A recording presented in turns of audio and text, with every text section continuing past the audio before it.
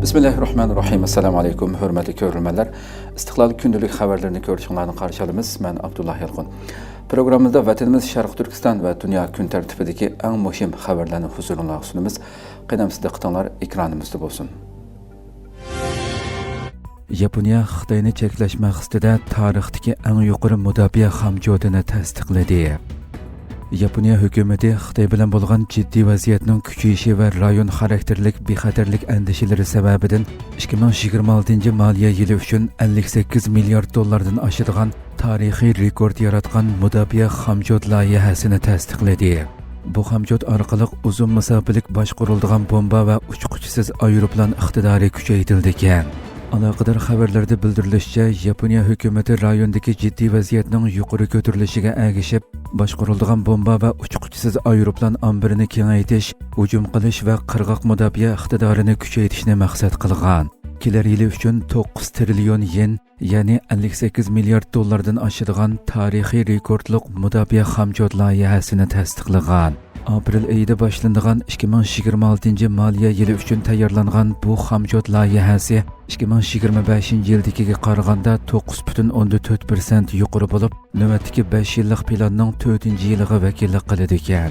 Yaponiya yillik harbiy chiqimini o'z davlatining ichki ishlab chiqarish umumiy qimmatining 2% ga yetkazish orqali ikkinchisi oshirishga tayyorlanmoqda. Bu chiqim oshirish Xitoy bilan bo'lgan jiddiychilik kuchaygan bir mezgilga to'g'ri keldi. Yaponiya bosh vaziri Sanai Takaichi noyabr oyida qilgan so'zida Xitoy Tayvanga qarshi harbiy harakat qo'llangan taqdirda Yaponiya armiyasining buningga mudohala qilishi mumkinligini bildirgan edi. Amerikaning harbiy chiqimlarini oshirish besimi ostida qolgan Takaichi hukumati planlangan vaqtdan 2 yil burun, ya'ni kelar yili mart oyigacha 2% lik nishonga yetishga va'da bergan. Yaponiya yana harbiy kuchini texmi oshirish uchun navbatdagi bexatarlik va mudofaa siyosatini 2026 yil dekabrgacha qayta ko'rib chiqishni planlamoqda. 2022 yili qabul qilingan navbatdagi bexatarlik strategiyasi Xitoyni davlatning eng chong strategiyalik xirisi deb bekitgan bo'lib, Amerika bilan bo'lgan bexatarlik ittifoqiga asosan Yaponiya o'zini qo'g'dash qismlarining texmi aktiv hujumchi rol olishini ko'zda tutmoqda. Yangi xamjod loyihasida Yaponiyaning uzun masofalik boshqariladigan bomba iqtidorini kuchaytirish uchun 970 milliard yen, ya'ni 6,2 milliard dollardan ortiq mablag' ajratilgan.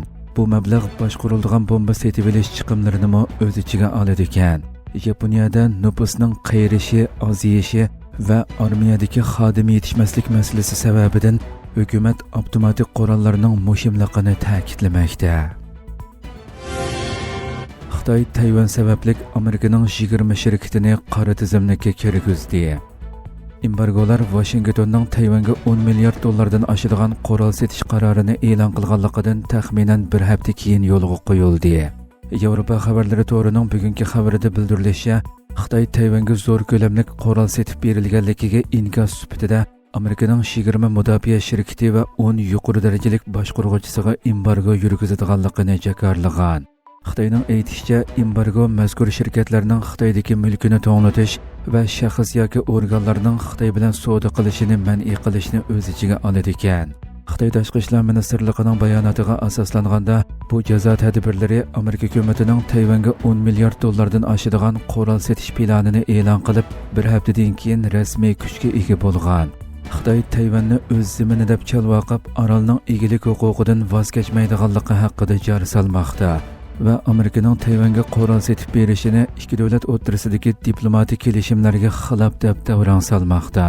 Xitoy Tashqi ishlar ministrligining bayonotida Tayvan masalasi Xitoyning tub manfaatining markazida, shundaqla Xitoy-Amerika munosabatlarida otlab o'tishga bo'lmaydigan birinchi qizil siziq. Tayvanga qurol sotgan har bir shirkat va shaxs buning badalini to'laydi deb joriy silindi. Bayonotda yana Amerikaga Tayvanni qurollantirishga qarab tashlagan xatarlik qadamlarni to'xtatish haqida chaqiriq qilindi. Tayvan masalasi Amerika bilan Xitoy o'rtasidagi eng nozik jiddiy nuqtalarning biri bo'lib qolmoqda. Xitoy armiyasi yaqinqi yillardan buyon orol atrofida urush aeroplanlari va paraxodlari bilan sun'iy holda doimliq harbiy manevrlarni o'tkazmoqda. Xitoyda 100 ming homildor ayolning qon avrishkisini atkaz qilgan jinoiy guruh fosh qilindi. Xitoyning 23 o'lkasini qoplagan bir qatimliq harakatda 100 mingdan ortiq qon avrashkisini chegara sirtiga atkaz qilganligi va necha million dollar qonunsiz foyda elinganligi bildirildi. Yevropa xabarlari to'rining bugungi xabarida bildirilishicha, Xitoyning Guangzhou tamojna atkazchiligiga qarshi turish idorasi homila ayollardan elingan qon avrashkilarini qonunsiz yo'llar bilan chet elga atkaz qiladigan zo'r bir jinoiy to'rni betishit qilgan bo'lib, Xitoyning xabarlariga asoslanganda insonlarning gen uchurlarini o'z ichiga olganligi uchun eksport-import qilinishi qattiq kontrol qilinadigan homildorlarning qon avrashkisini atkaz qilish bilan shug'ullanadigan ikki cho'ng jinoiy guruh bayqalgan. Guangzhou, Foshan va Shenzhen shaharlarida birla vaqtda harakat ijro qilingan bo'lib, jinoiy tashkilotning bugunga qadar 100 mingdan ortiq qon avrashkisini chet elga atkaz qilganligi va bu orqali taxminan 4,26 million dollar qonunsiz foyda olganligi oshkorlangan.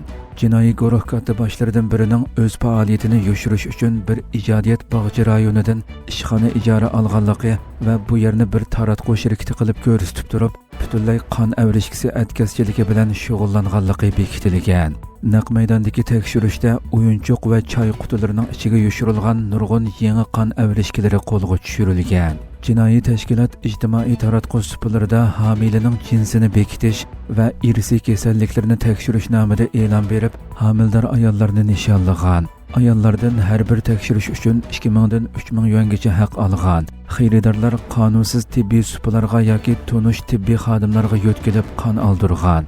Atkazchilar tush jarayonida tutilib qolmaslik uchun qon avrashkilarini qo'rsoq putlariga tengib olgan yoki qo'rchoqlarning ichiga choy qutilariga va yuk taqilarining maxfiy bo'laklariga yoshirgan. Xitoy rejimi mazkur harakatning 23 o'lkada ijro qilinganligini tilga olgan bo'lsa-mu, hammasini tafsiliy tilga olmaganligi, yana kelib Xitoyning Sharq Turkistondagi ayollarga qarata bo'libmi homildor ayollarni qattiq nazorat qilish, bostirish jinoyatining izchil davomlashishi sababli bu qon avrashkilari ichida Uyg'ur ayollarining avrashkilari bo'lishi mumkinligi haqida gumon paydo qildi.